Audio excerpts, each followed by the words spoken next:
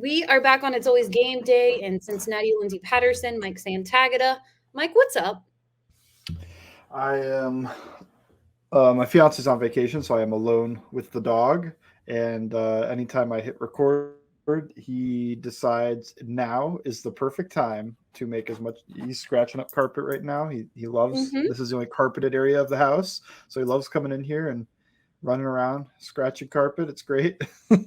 But I mean, he's been good, so I can't complain too much. I wish this would be nap time for him. Just a Yeah. quick 45-minute nap. Your But dog, friend of the show. yeah, Um, Wally. Wally, friend of the show. One thing that I did hear from a few people, I know you saw it on social media too. And look, we get it. Mike tries his hardest. Everybody needs to know a little behind the scenes. His fiance is a Steelers fan. So, yes, Sure is. sometimes you will see things on the wall. He tries to get that off the wall before he starts the podcast, but sometimes you forget. So, that's what happens. That's why it's up there. Yeah, I mean nothing up there right now. Not It's all today. Not Bengal today. stuff. It's been snuck in before though, because she works from home, so Yep. this is basically our office. So she just does whatever, and I just come up here for an hour twice a week right now. So do do this podcast, and I sit down, and sometimes there's just something behind me that I notice in like segment 3, and I just go, I need to take that down. Credit to her. Credit to her because sometimes she does sneak it in. But yeah, there was a couple people they were joking on Twitter, and I said, "Look, this is the deal. This is why you see that on there." But I want to go ahead and get to something I saw you tweet yesterday, and I thought it was really good for a lot of different reasons. Because it might sound silly. A lot of people are like, "What does that mean exactly? Why do more people want to see it?" And I just thought it would just be something that we could talk about. Like I've said before, the Cincinnati Bengals are pretty much on their summer break until they hit training camp July 26th. I don't think we'll see any new extension news anytime soon, but hey, would love to be wrong, like I've said before during the offseason. So I'm getting to your tweet. You said a lot of people think about how the Bengals offense should add more RPOs, but I don't really feel like where the offense needs to go. RPOs can generate efficiency, but at the NFL level, they're not going to give a sustainable bump to explosive plays. Wow, I couldn't read your tweet. Explain that. Explain it. Okay, so I think I'll take. It's a biology major in college, so I think I'll take the scientific paper approach, which is basically I'm going to define the RPO. I'm going to give the argument for and against, and then my opinion, which you know my opinion since you just read it on the tweet. But Yep. defining an RPO, run pass option. This has been huge for years. I think it peaked with Doug Peterson and Nick Foles on that Super Bowl run, where they just dominated everybody on their way with just simple inside zone RPOs with glance, out, bubble. These are different routes that they're going to tag to those. Basically, it's a run play, and you have the option as a quarterback based on what the defense does to possibly throw the ball. Usually, these are quick throws, and especially at the NFL level. College level, they can get a little crazy because college guys, I think the rule for them is supposed to be 6, 7 yards. Maybe it's 5. They let them go like 10. In the NFL level, the rule is like 2 to 3 yards, and I mean they let them go like 5, but you can't run stuff and have the offensive line getting upfield quickly. So those are your basic RPO definition. There are teams at the NFL level that use them all the time. The Dolphins are one. The Eagles are another. A lot of times they're teams with a running quarterback. I know the Dolphins don't fit that. Eagles do.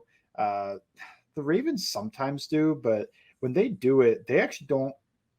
Different offensive coordinator now, but when they did it under what's his name, they didn't really use Lamar's legs as much as I thought they should have. Bill O'Brien did some when he was in Houston, but Doug Peterson does a ton. It's all out there. Now, the argument for the RPOs are that you're an 11 personnel team and you're a spread team. So you're not going to get enough blockers to get up to the safety. So this is a way to maybe conflict the safety so that they can't come screaming down on the run.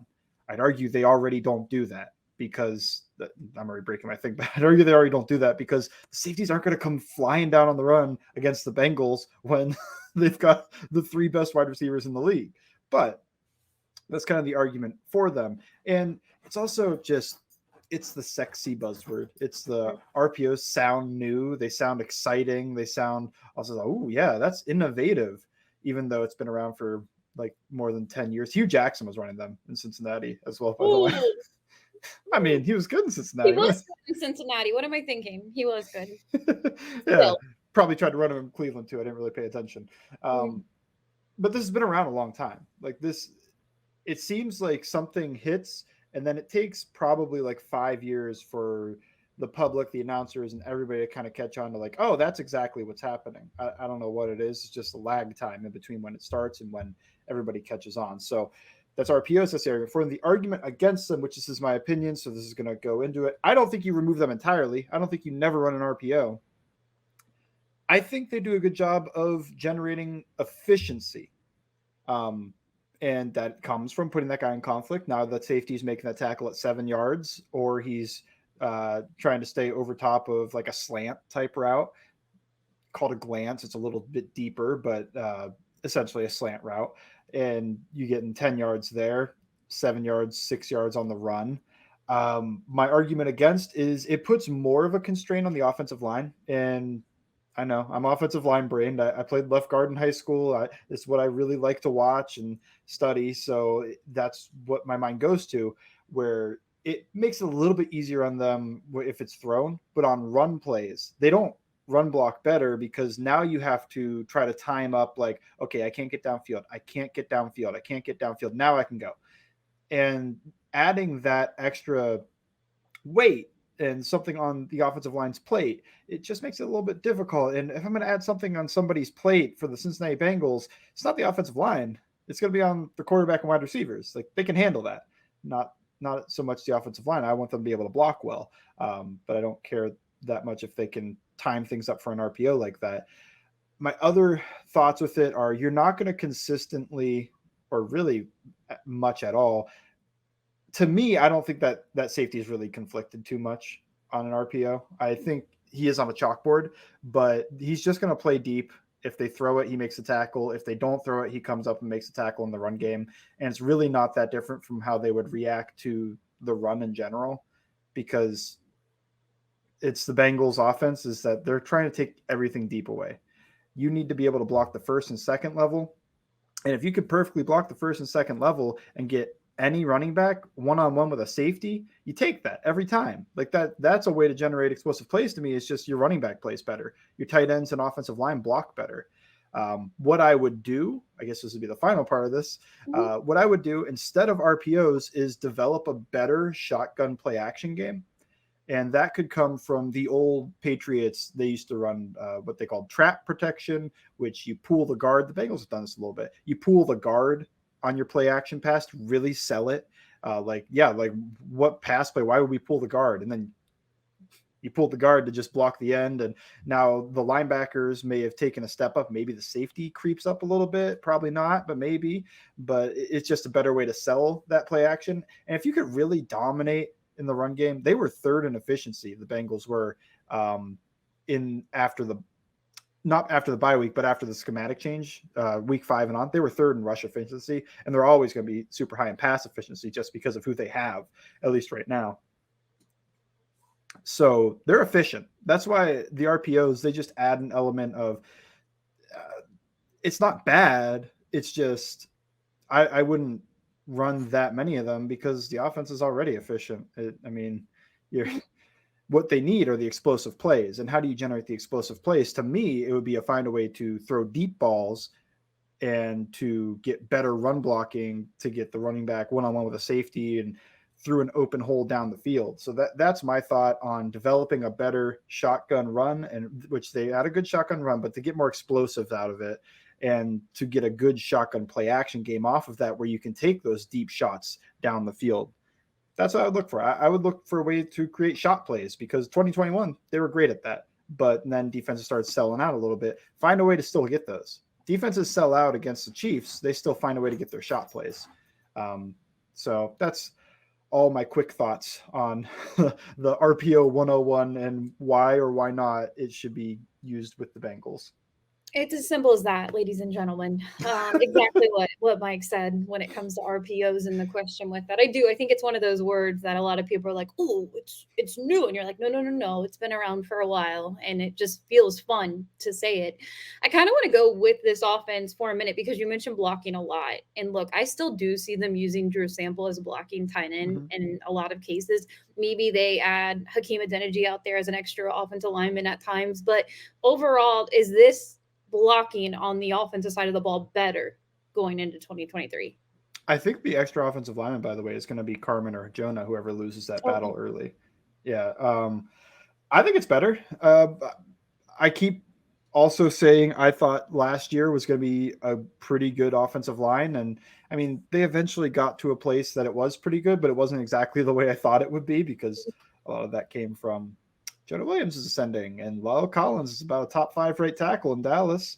And neither one of those happened, but Karras was better than expected. Kappa was good, and the left guard was not a black hole, even though we've talked about how he might need to play a little bit better. He was fine. He was a fine starter. You just want him to keep growing and prove like, yeah, he's a solid, he's a real good, like dependable piece on the offensive line. So that's how they ended up being a fairly decent offensive line. And the schematic change helped them. But yeah, I think the blocking's better. And then when you're looking at Drew Sample, he'll be the best blocking tight end that they've had this year, last year. Last year, I don't think any of those guys, Wilcox and Asiasi, at times were fine. Hurst, he's more of a receiver.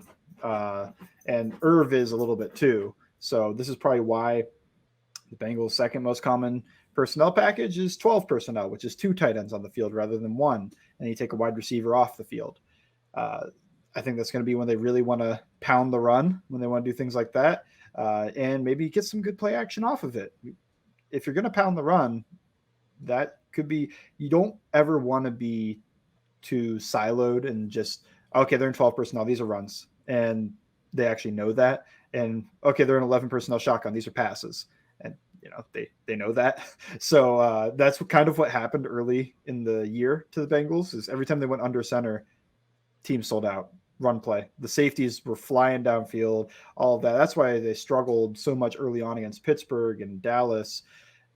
But then they kind of, week 3, they still weren't there. But week 4, it started to change. And then week 5 was the big change against Baltimore. They didn't actually dominate that game or anything, but they showed what the offense was going to be going forward. And then the offense was super efficient after that. And it was because they were less predictable. So if they could stay unpredictable, continue to use 12 personnel, and the offensive line is as good as we think it could be, or at least close to it, then I think this is much better blocking. And that is, I think, how they will possibly generate explosive run plays, better blocking. That's something that they could have used last year.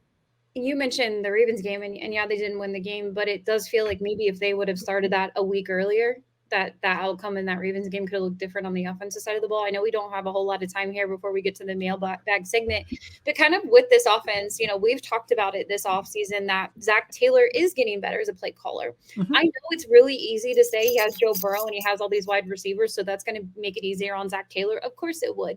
But what do you think you're going to see from Zach Taylor in year 5 as an offensive coordinator, offensive side of the ball? Offensive coordinator, I know Brian Callahan's there, but the offensive play caller. I think they're going to find a way to get those explosive plays back. I think that is clearly the thing they're missing. I think they knew that's what they were missing. And I think it's a lot of pressure on a 5th-round running back, but I think that's why you draft Chase Brown, because to me, he can be possibly early Tony Pollard, where Tony Pollard early on wasn't exactly the Tony Pollard now, where Tony Pollard now is like a good running back. He wasn't like a great running back, but he was just super athlete. I think Chase Brown was a good running back at Illinois. I think he's technically a good running back. Like, he's technically sound. He does a lot of stuff right.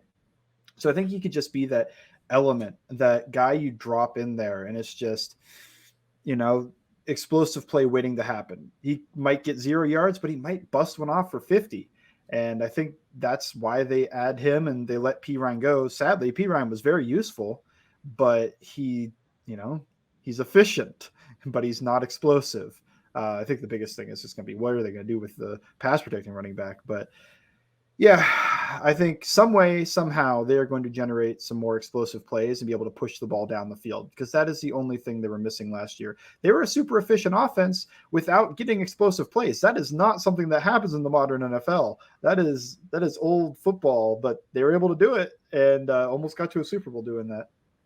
Yeah, I was a little bummed when P Ryan didn't come back, and it felt like more of a P Ryan decision on the opportunity that he had with Denver. But we'll see what it looks like with Chase Brown, and I'm really excited to see Zach Taylor. And it's crazy to think year 5. I always connect him to Joe Burrow and think of 4 years, but he had his rookie year in 2019 with this team, and I feel like that was still helpful for him as a head coach and a play caller. So can't wait to see that and what the offense starts to look like in year 4 for Joe Burrow too.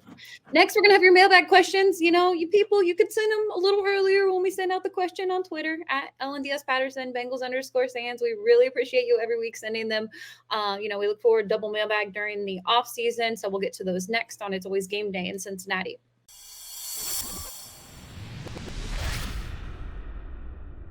We are back on It's Always Game Day in Cincinnati. We have your mailbag questions. Appreciate you sending them. Let's go ahead and get to it. The first one isn't football related, but it was the first one I saw on my screen. And Santori Miles says, "Why is Burger King the worst fast food burger?" I don't know. I mean, I'm not a McDonald's person. That's gonna get a lot of hate. I'm not a McDonald's person. I mean, I'm not a big Burger King person either. Like, I don't know. More if I do a fast food burger, it's usually Wendy's. If I pick one of those like big chains, although, come on, I'm a grown adult. I'm going to spend the extra. What is now like $10 for Five Guys? It is expensive. It is expensive to get Five Guys is so expensive anymore too. That's what if I get fast food burger, I want to go get Five Guys because that's really good. I haven't had like Whataburger and In-N-Out and some of those regionally specific ones, but that is off the top of my head. I mean, I just don't care. I mean, go to Burger King and they usually have like slushies that are cheap. Yeah, no, it's fine. But I would say you mentioned In-N-Out, and I know how people feel about it. It's like, oh, In-N-Out, you have to go. The reason I like In-N-Out is because it's so cheap.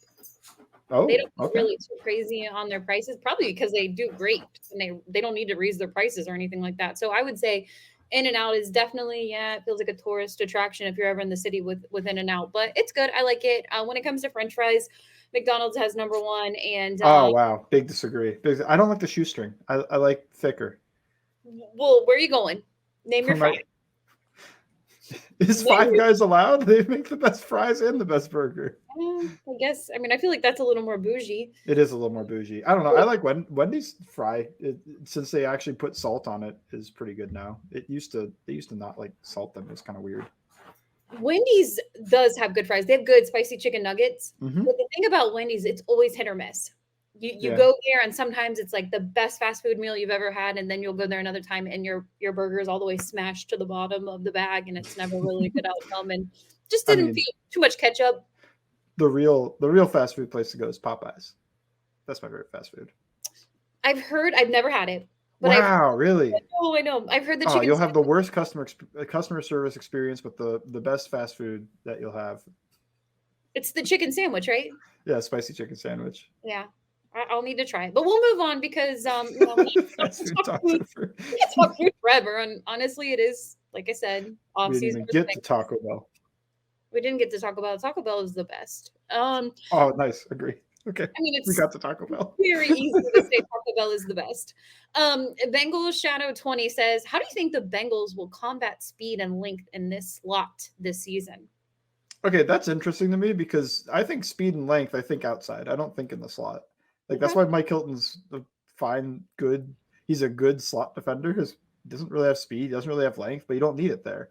I would say that if a guy is long and fast, and I'm assuming this is on the defensive side, but I mean, I guess I could do the offense too. But speed and length in the slot. I mean, I'm gonna put Tyler Boyd. Yeah, Tyler Boyd's there, and I just think like, hey, technically beat him. Beat him using your ability to route run, to set things up, everything else.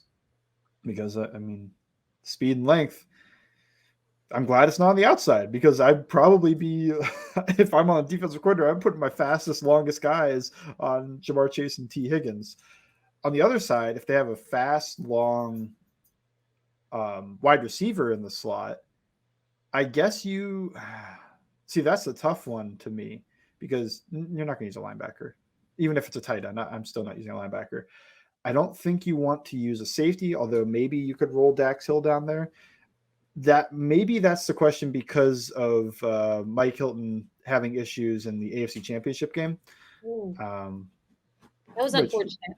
It's unfortunate. He's a great player, though. So he is great. He is great. See him in the Bills game. I mean, that hit on Josh Allen will forever live in my memory. Mm-hmm. On that side of the ball, I think you could dabble in. I just said I probably wouldn't, but I might dabble in some Dax Hill stuff. If they're really killing you from the slot, that's one of the easier places to double because you don't have to use your resources a crazy amount. On the outside, it's harder because you're taking your safety, and now he's not defending the run. He's not watching for anything over the middle. He is just helping on that receiver. When they're in the slot, you say basically, if you're in man coverage, okay, the nickel, whoever is going to play low underneath stuff, and he's going to play to the outside. And anything that's deeper and over the middle will be the safety. So once the safety sees him break out or quickly go under, that safety can just play his role. When if he goes deep and over, then the nickel lets him go and he can watch for something else. So that, I think, just your resource management there is find a way. If you're getting killed in the slot, like Mike Hilton's getting toasted, and the safety, you tried Dax Hill over there, he's not working. Big proponent of just bracket it. Just use your resources, and it's not the same as using your resources to double a guy on the outside, which is harder to do and to still be gap sound in the run game and whatever else. Yeah, I do want to add this about Mike Hilton. He is one of the most underrated players, I would say, in the NFL, and he doesn't get the credit he deserves. So. Yeah, Bengals fans killed him for that game, but I mean, some of those is just Patrick Mahomes, man. Like Patrick Mahomes, it's like, do you get that upset if you're on the defensive side of like Burrow and Chase kill you? Like, no, you probably just go like, man, that the offense gets paid too. Yeah, I remember Honey Badger in the AFC Championship game the year before when he was mic'd up on the sideline. He's like, man, he's just really good. He's just really good. And it's just, I'm paraphrasing a little bit, but really hard to kind of defend on that side of the ball. So yeah, I hope Mike Hilton still doesn't get, hammered for that. It was just an unfortunate game for him. But yeah, like you mentioned, it's Patrick Mahomes on the other side of the ball. It's going to be difficult. West Side Stripe says, is the punt and kickoff return job Charlie Jones to lose? I definitely think punt return is. I think he has the inside track for that. Okay. I know he kick returned in college, and maybe he has the inside track for that one as well. Didn't Travion Williams do? That's who I was thinking. Yeah, that is the punt return. Is just that was Trent Taylor's job. It was. And Charlie Jones is probably going to push Trent Taylor at least for that backup slot role. And if he's going to do that, you're probably not going to keep Trent Taylor just for the punt return because, well, he can do that too. But when it comes to kick return, Travion Williams is most likely going to make this team. He got re-signed, and they talk very nice about him. So I feel like it would be him because I'm not 100% sure who's faster between the two because Charlie Jones is pretty fast. So I'm not 100% sure on that, but I definitely think punt returner, he's the inside track. He would be my favorite. Kick return, though, I'm much more split, and I think I would actually make Travion Williams the favorite. Yeah, I agree with that. I think I tweeted that when I saw the extension for Travion. I said, "Oh, let me see him return more kicks," because I'm totally fine with that. But we'll see if Charlie Jones is a better player. We'll find out in training camp, and they're going to go with the best guy. Mr. Steal Your Grill says, "Why has Bryce Perkins remained unsigned, and should Jake Browning be concerned about taking his job?" Bryce Perkins, the third quarterback for the Rams last year, remains unsigned. Surprising a little. He's super fun. He's super fun. He's a very fun quarterback. Good. I didn't say that. I said very fun. He is actually a guy that I would not mind if they had a battle between the two, I guess. But yeah, I don't think Jake Browning needs to be concerned while Bryce Perkins is unsigned about the fictional battle between the two. All right, Mr. Steelgo Grill, you have another question. And you know what? Sometimes I try to give other people a chance, but we're going to go ahead and go to this one because, look, it's that time of year. It's Chris Evans talk. He says, why doesn't Chris Evans get more playing time? Please, Sans, my family is dying to know. Because they don't trust him to pass protect. They don't trust him to run the ball. And we've gone over that a bit. It's that in the preseason, he has those big runs. Wally had an opinion. In the preseason, he had those big runs, but those big runs came and he kind of misread everything. It was just a better athlete than the guys on the field. So when they got called back for holding call, well, that's because the right tackle or the tight end or the left tackle, whoever is blocking his guy, thinking, okay, he'll come off the inside here and go up the middle. And then he breaks to the outside, and you're always grabbing as an offensive lineman. At the NFL level, you're not hands open. It's inside. But when that defender sees him go outside, the defender moves, and then the jersey gets tugged, and that's how they throw the flag, holding. But I would say that I think the coaching staff, when they watch the film on that, do not give 100% of the fault to the offensive lineman. They give some of that fault to Chris Evans, and I think that's why they don't trust him as a runner. They don't trust him in pass protection, I think, just because he's too small. They see him in practice every day as well, so see that. And as a receiver, he's too short, really, to play wide receiver, and they've tried it and it just hasn't worked. Plus, they like to have guys that can win jump ball opportunities. And then as a running back receiver, always go back to it. It was in the first quarter of the Super Bowl. Chris Evans ran a rail route, which is essentially a tight wheel. And with all this room to the outside, they got the perfect matchup. He was matched up on whoever at linebacker for the Rams and had a touchdown. But instead of widening out a little bit to avoid the contact, he lets the linebacker jam him up. The ball sails, and it's a missed touchdown opportunity, and they punt. I didn't know that until you told me. And I was legit at the game. There were so many, it goes by so fast that you're not realizing everything that's happening. And I didn't realize that happened until we talked about it on the podcast this offseason, that he was open for the touchdown. That really just bums me out, that opportunity was there. And the thing about coaching staffs, they remember that. They remember when you had those opportunities and you didn't secure the touchdown, you're done. You know who else remembers it is Joe Burrow, who threw the ball where it was supposed to go, and it just kept sailing because he got jammed up by the linebacker. Just avoid the linebacker. Widen out. Just widen out. Avoid him completely. You are one-on-one with a guy that runs like a 4.7. That is a touchdown, man. Dude, I had no clue until you told me that this offseason. I just didn't remember that play, and that's very heartbreaking. We'll go to a uniform question. David Speakman says, do you like the black or orange socks on the home uniforms? It's kind of a tricky question because there's different uniforms for home. Yeah. I like both. I don't know. I don't think about this stuff too much. When it's all black, I feel like I like the orange just to break it up a tiny bit. What do you think on that? When it's all black, you like the orange to break it up. Yes, I agree with that. I will say, and I know they can only wear them for a certain amount of games, that all white uniform is, and that wasn't part of the question. But I know, I'm kind of breaking. I'm like, well, you know what? I want to add to my favorite thing about this. It's I'm going to get back to that one moment. But I love the all white uniforms. It's the absolute best in the NFL. And there's a lot of bias, but man, when you can rock that white helmet and you're going all white, I love it. I do. Yeah. I think you got to break it up. And I love the orange because the orange is different than the normal. So what about black top, white bottom? Are you still orange there or do you go black? Black. I think so too. Black. Last one, I guess there's all kinds of combos. I know there's two more I can think of. Go ahead. Orange top, black bottom. Orange top. I think orange. Love that. Love that. And orange socks. Yeah, orange socks. What about orange top, white bottom? The creamsicle. I still go orange socks. I don't know if you do. Orange socks? Yeah. Orange socks. Cool. The reason I go that orange, the orange jersey, black pants, orange socks is that Kansas City game. And is it? That's what they wore at the home one where they won, where Jamar Chase puts up 266, and I'm like that combo will forever live in my mind. But yeah, the orange socks are popular. I would definitely go orange in the majority of the uniforms. I'm not actually huge on the black uniform top and white bottoms. Yeah, it's probably my least favorite because when I first heard about orange top, white bottom, that was my least favorite in my mind. And then I looked at it and I was like, that kind of looks like a creamsicle. I like this.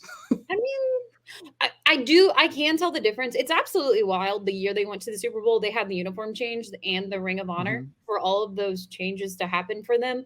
And it's still one of my favorite. There's such a difference in that uniform now versus what it used to be. I absolutely love it. It's really fun that they embrace it. There's one thing I hope they do this year, and I feel like the fans would really like it, is the leaping tiger on the field just for Oh one my game. God. Yeah. One game. One game. All games. All games. But I yeah, was one like, game. I'm just gonna try not to push it. And just one time, maybe I just right there in the middle of the field, primetime game, Bills Bengals, Oh, leaping that's the one I'm going to. At least one. leaping tiger, That'd be awesome. I was there for whiteout game last year. So that was pretty cool dude. to see the field whited out. That felt like a college football game. My friend's Dolphin, my best friend from high school is a Dolphins fan. That's he went with me, and he wore his white Dolphins jersey because he expected the Dolphins to wear white on Yeah, the away, and I was like, "Hey, he joined in." man. What a yeah. I love Paycor. Those games are awesome. Everything except for that Steelers game went really well Didn't go there, to it. unfortunately. All right. Well, we'll get to more of your questions. I loved the uniform talk. You know, we can continue that during the off season because look, this is what we're at now right now. Not a whole lot going on for the Cincinnati Bengals, but we'll have more next on It's Always Game Day in Cincinnati.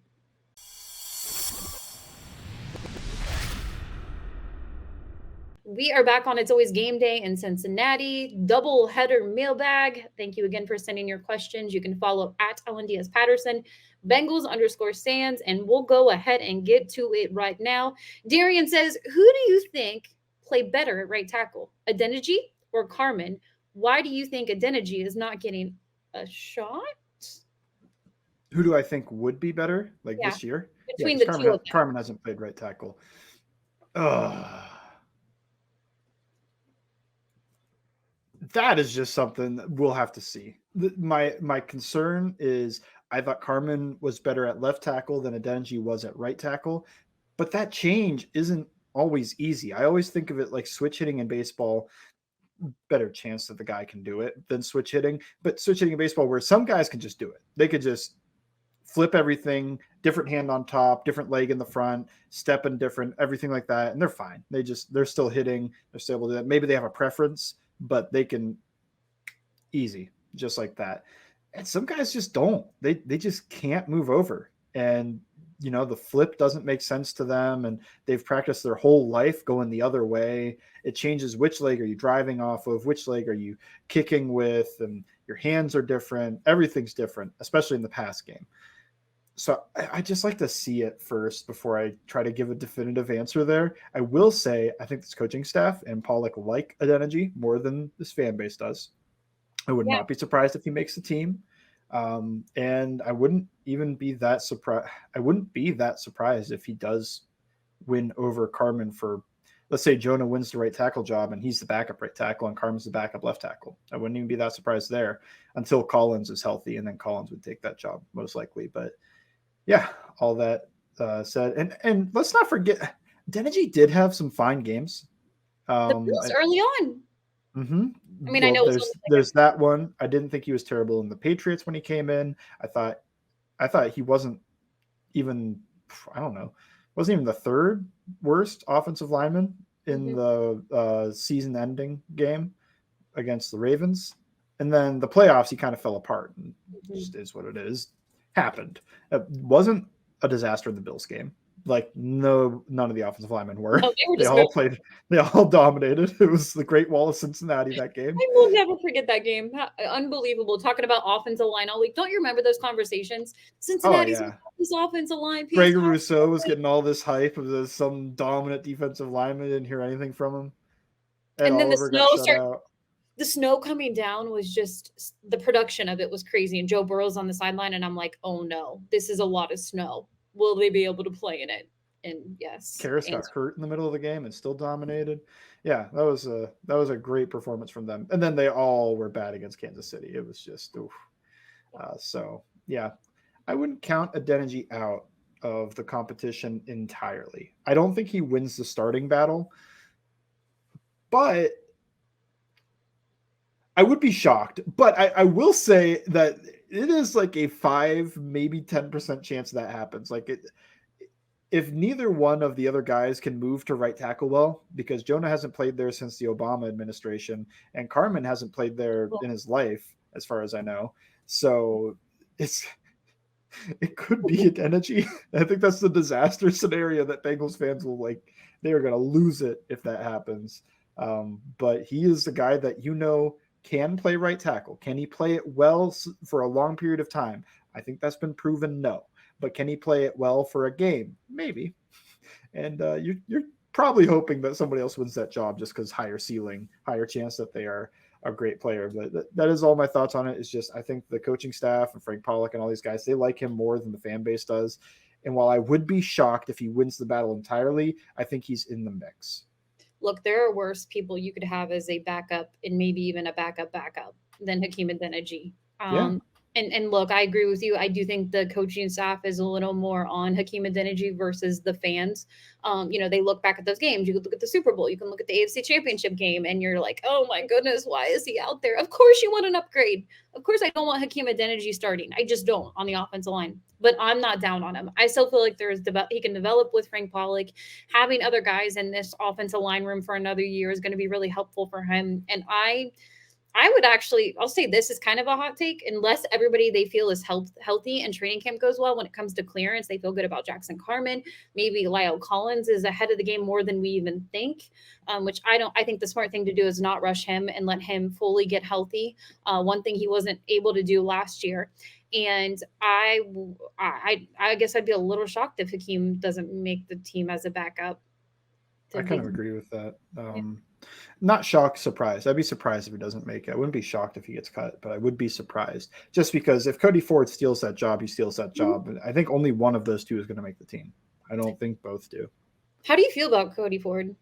I mean, I've not great based off of everything I see, but I've never actually watched him. Well, I can't say never. I haven't watched him in the past like 2 years. And he has been bouncing around. He basically got cut, but it was like a trade thing to the Cardinals. And then he wasn't pushing at all to play for the Cardinals offensive line, which is giant red flag because the Cardinals offensive line is named 2 Cardinals offensive linemen type situation. No. Yeah. Harris Johnson. Harris Johnson. Yeah, I guess he's there. And the other one I can think of is left tackle. So we move. But like last year, hard to name those guys. They weren't very good, and he wasn't really pushing the start there. I think Joe Goodberry's looked at a lot of the Pro Football Focus data, and it has basically said he's been pretty darn bad. That is just all of that considered. Could this be the place he finds home and plays well? I hope all these guys do well. I haven't watched him personally. I don't know why he struggles or anything like that. I know he's a high pick and the Bills gave up, and then he went to the Cardinals. They didn't go and start there and make a big impact. So, and then he signs league minimum money with the Bengals. It's not a career that I think most people would look at right now and go, well, yeah, he's going to push for that right tackle job. It's like, well, somebody would have to have believed in him by now, which maybe this is where he changes it, though. Maybe this is the big turnaround. It was, you can correct me if I'm wrong. I felt like his signing was a few days after Orlando Brown, and Orlando Brown obviously has experience with him and just being familiar with him. So maybe that will help him a little bit. Oh, they played Oklahoma together. Yeah. So I think that could possibly help. That maybe there was a little voice of like Orlando Brown saying, you know what, bring him in. Let's see what happens. He can be a backup. He can be someone who, he can mentor, just see what he does on the offensive line. Obviously we're talking about the right side of the ball, but I don't know. We'll see. The biggest thing for me, put the best guys out there and put the best guys as your depth piece who are available on the roster. And then you get rid of the rest. We've said it before numerous times. Everybody remembers what happened at the end of both of the last 2 seasons, and offensive line depth was an extreme problem. And it still terrifies me, but I just want Joe Burrow to have a legit offensive line. And I still am not down on last year's offensive line. I thought it was fine for the majority of regular season, but if it can be even better, then fantastic for Joe Burrow in this offense. So we'll stay with offensive line and Orlando Brown. Tyree's length, I'm not going to read the rest of it. Is Orlando Brown going to be either A, bad, B, the worst tackle in the division. C, the worst tackle in the league. D, good enough to block for 1.5 seconds every play. That Well, sounded really negative. yeah, I don't think that was a nice question. I don't either. I don't think he's the worst tackle in the league. I don't think he's the worst tackle on the team. I don't think he's the worst tackle in the AFC North because he's not the worst tackle on the team. And I think he's better than both the guys the Browns are putting out there, and the guys the Steelers are putting out there. So I think he's also better than the Ravens' right tackle. I do think the Ravens' left tackle, Ronnie Stanley, he might be better. But yeah, that was not, You know what? not a I very looked glowing at his Orlando bio. Brown. He's a Raiders fan. I don't know the connection to Orlando. Like, why he's upset about Orlando. Chiefs. Maybe he doesn't like him from the Chiefs days. Maybe that's it. You would think he'd be all for the Cincinnati Bengals, but no, because I mean, I will say, I guess D, right? Because he can block for 1.5 seconds. That doesn't mean he stops at 1.5, 2.5, 3. That's what you're asking where for. that guy came from on Twitter. Sorry, I normally like to get to some other questions, but he was the next one that I saw when I was scrolling down. So I apologize in advance, Bengals fans. Brandon says, would you rather move on from Higgins after the season and get a return while you still can, or let his deal run out and either extend or franchise tag him, but risk getting only a comp pick in return? Allocating $100 million to 3 players will be challenging if they do extend him. Yeah, whatever. Extend him. Blue chip player. 100%. I'm not worried about it. Me either. Teams have done this since forever. Peyton Manning, Reggie Wayne, Marvin Harrison, Torrey Holt, Isaac Bruce, Kurt Warner, Larry Fitzgerald, Anquan Bolden. Well, Kurt Warner? Whoever they had at quarterback. I guess that one, they didn't have the quarterback to worry about so much. But I mean, teams have done this forever. Why aren't teams asking us about Tyreek Hill and Jalen Waddle all the time? Because you could do the Eagles. Devontae Smith, AJ Brown, Jalen Hurts. It's like you don't hear it. Yeah, it feels like it's just. I mean, this could just be me. Where am I? I am in Bengals circle. Yeah, same.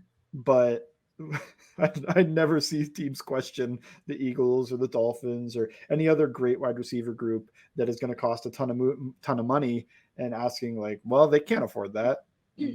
Like we all live under the same cap, and to me, the Bengals sold the naming rights to absolutely everything just for this scenario. They want to be able to pay all these guys.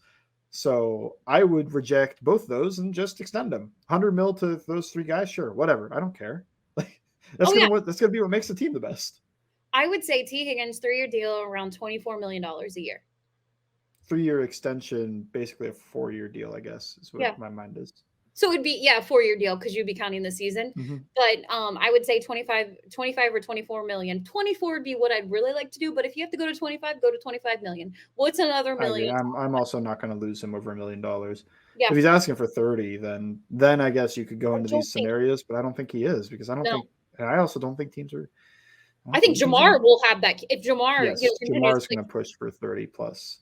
And that's why Justin Jefferson is like, look, I'll wait if you want me to, and then go into next year, and he will be the highest paid wide receiver. But then Jamar could just go right back at him and say, look what I did. Especially if Jamar continues to play like Jamar Chase, which I have no doubt that he will.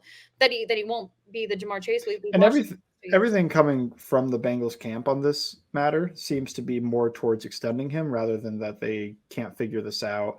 And what Burrow keeps saying and trying to push for is to extend T. Higgins rather than let him go.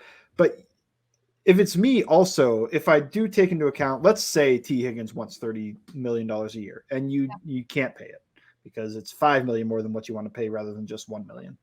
Okay. I would rather lose him for nothing basically and franchise tag him and franchise tag him again. I would franchise tag him twice. Oh, 100%. I would feel bad for him, but as long as he's not going to hold out, like seriously hold out and miss out on his big extension the following year, I would go for that. At least franchise tag him the one time, and then maybe you could tag and trade or do something like that. But yeah, I'm keeping him. I'm not trading him and trying to figure that out just because this is the biggest the Super Bowl window will probably get. Nobody's paid.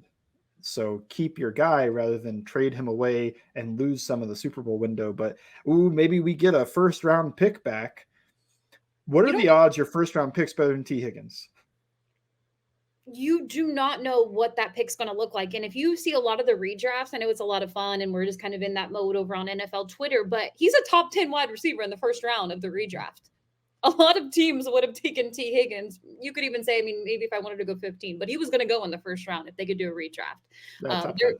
Top 10? That's okay to say? Because I said that at first and I was like, okay, top 10? Not out there? Okay, I great. think top 10. Yeah. Justin Jefferson goes first and then he goes next. As the next wide receiver in that draft class, he would be fighting CeeDee Lamb, right? I could fight him. I would take T over CeeDee Lamb. I don't know. Maybe that's my homer opinion. No, I 100% would. He's a number one receiver on a lot of NFL teams. He's a number one receiver on this roster. They just have two of them. I agree with you. And I think in that situation, there's just too much optimistic talk you hear from Duke Tobin, who didn't have to say what he said at the combine. He was like, why would we make another team better? We're not out there to make other teams better. And hearing the front office here, if Joe Burrow wants something to happen, you know what that front office is going to do? They're going to listen to their franchise quarterback who they're about to extend. We don't know how long the extension is going to be, but it's going to be a nice little lengthy, pretty much what we're more than likely seeing around the league. Maybe it's similar to Jalen Hurts as far as the years, or maybe it's an extra year longer. We'll see what happens there. But at the same time, I do feel Joe Burrow, T. Higgins, Jamar Chase, they're your core on your offense. Like you mentioned, this is your Super Bowl window. It is wide open. Your team has been to 2 back-to-back AFC championships. Your offense is legit, and it really feels like it's just getting started. Yes, you want T. Higgins on this roster, and you're going to do everything you can. You mentioned it. I'll make this quick because we're running a little over. They sell the naming rights, something that I never thought the Brown family would ever do. They sold them, and that money is going to an extension. You know who's coming to town next week? Taylor Swift. You know how much money that they'll get from a little bit of a Taylor Swift concert? 2 days? It's going to them. You know how much money they make from winning? There's a list to get on the season ticket holder. It's a waiting list. You can't even get on. The stadium's full. That's good money. That's revenue. They are making money by winning. This is all good things. And what their sponsorships everywhere. Adding Skyline, I'm sure that's huge in a sponsorship window. They also sold the naming rights of the practice facility, the indoor one. Everything. And you should. You should sell everything right now because this is. I'm sure the escalators are sponsored by somebody. You know what? It's been working. Every time I look over there, that escalator's working just fine. Maybe they got a brand new one. I don't know. Looks to be moving a little faster too, to be completely honest with you. That's because it's Paycor escalators now. Yes. No, but I mean, there's a reason they're doing all that stuff. It makes sense. And there was a reason they did it before going into this offseason. They're thinking ahead. And this is a really good time to do it. So no, I'm honestly, I think it's going to happen. And I think everybody needs to be a little patient. I don't see anything happening over the next few weeks. I think it's going to be a training camp thing. So we'll see. Before the season starts, we will hear good news from the Bengals front office. I do feel that way. But your questions are really great. Sorry for rambling a little more on the T. Higgins topic. But yeah, I think that's silly. I think you bring up a good point around the league. Other teams should be getting those same questions when it comes to their star receivers, their star offensive players. I actually don't think they should. I feel like we get so upset. No, they should because the Bengals are, but I don't think you should be questioning any of these teams' ability to pay their studs. Like teams pay their studs. Who's the best wide receiver that hits free agency at like 25 years old? It's not T. Higgins, Devonta Smith, Jalen Waddle types. It's Jacoby Myers, Christian Kirk types. That's a wild market. That's an absolutely wild market. But yeah, it's and the thing is the salary cap's only going to go up. So I would rather sign T. Higgins this offseason than you worry about the future of you franchise tag him and then you figure another. You don't want to waste any time. Go ahead and get it done. I'd said the same thing about the line. I know it's kind of off topic because it's defense, but same thing for Logan Wilson, your linebacker market. Go ahead and get it done this offseason. If you want to bring Logan Wilson back, which he's a big part of this defense. I know they have Jermaine Pratt, but that's how I'm feeling. Feels like that's how you're feeling. Yes. Bring T. Higgins back. Jamar Chase next year. Joe Burrow this offseason. We'll see what happens. You're on a break right now over on All Bengals. Pretty quiet period over there. Nothing coming up anytime soon over the next few weeks? Nah. That's okay. But you know what you should do? Go check out All Bengals. You can follow Mike on Bengals_stands. Brent Nolman, he's actually one of my favorites over on the NFL film breakdown world outside of Bengals stands. He has a really good video breakdown of the Cincinnati Bengals. Highly recommend going and watching that. He put it out today when it comes to other Bengals content. And we'll be back next week on It's Always Game Day in Cincinnati.